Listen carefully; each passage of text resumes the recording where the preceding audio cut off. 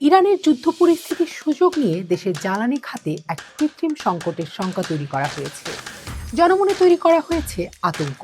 এই আতঙ্ক কেবল সাধারণ মানুষের ভোগান্তি বাড়ায়নি, বরং জাতীয় অর্থনীতি ও স্থিতিশীলতাকে চ্যালেঞ্জের মুখে ঠেলে দিয়েছে। সাম্প্রতিক সময়ে জ্বালানি তেল সংগ্রহে যানবাহনের মালিক ও সাধারণ মানুষের যে হুড়োহুড়ি দেখা গেছে, তা কোনো বাস্তব ঘাটতির প্রতিফলন নয়, বরং এটি মূলত পরিকল্পিত প্যানিক পলিটিক্স বা আতঙ্কের রাজনীতির ফলাফল। ইরানের সংঘাত শুরু হওয়ার পর থেকেই একটি গোষ্ঠী সোশ্যাল মিডিয়া ও বিভিন্ন মাধ্যমে রটিয়ে দেয় যে বাংলাদেশে তেলের মজুদ ফুরিয়ে আসছে।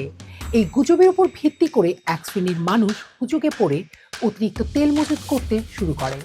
এতে খুচরা পর্যায়ে জ্বালানি পাম্পগুলোর ওপর এক অভাবনীয় ও আকস্মিক চাপ সৃষ্টি হয়। ফলে ফিলিং স্টেশনগুলোতে দীর্ঘ লাইন ও ভিড়ের কারণে বিশৃঙ্খলা তৈরি হয় এবং অনেক ক্ষেত্রে সাধারণ যানবাহন চালকরা ভোগান্তিতে পড়েন।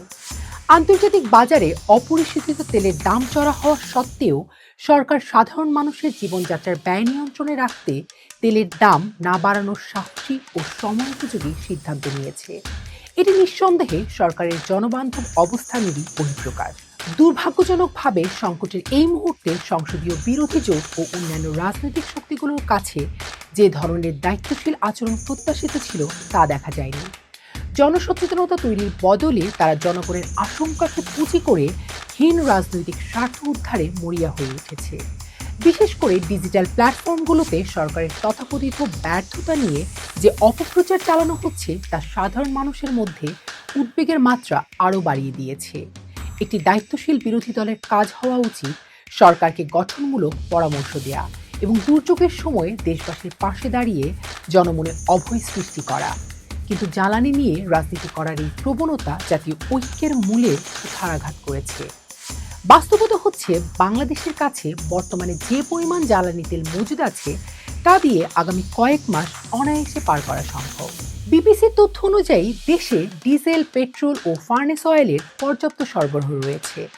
সাপ্লাই চেইন বা সরবরাহ ব্যবস্থা সচল আছে এবং বিদেশ থেকে নতুন জ্বালানি আমদানির এনসি খোলার প্রক্রিয়াও অব্যাহত রয়েছে। ফলে মজুদের অভাব নেই, বরং অভাব রয়েছে জনগণের আস্থার, যা উদ্দেশ্যমূলকভাবে নষ্ট করা হচ্ছে। একটি রাষ্ট্রের জ্বালানি নিরাপত্তা নিয়ে সংকীর্ণ রাজনীতির সুযোগ নেই। জনগণকে বুঝতে হবে যে অপ্রয়োজনীয় মজুদ ও আতঙ্ক ছড়ানোর মাধ্যমে আমরা পরোক্ষভাবে সিন্ডিকেট এবং সুবিধাবাদী চক্রকেই সাহায্য করছি। সংকটের সময়ে সরকারের কঠোর তদারকি যেমন প্রয়োজন, তেমনি প্রয়োজন নাগরিক সচেতনতা। রাজনৈতিক দলগুলোকে বিভেদ ভুলে সত্য প্রচারে এগিয়ে আসতে হবে। মিথ্যে তথ্যের ভিত্তিতে তৈরি করা প্যানিক পলিটিক্স সাময়িকভাবে রাজনৈতিক সুবিধা দিলেও দীর্ঘমেয়াদে তা দেশের সার্বভৌমত্ব ও অর্থনীতিকেই দুর্বল করে।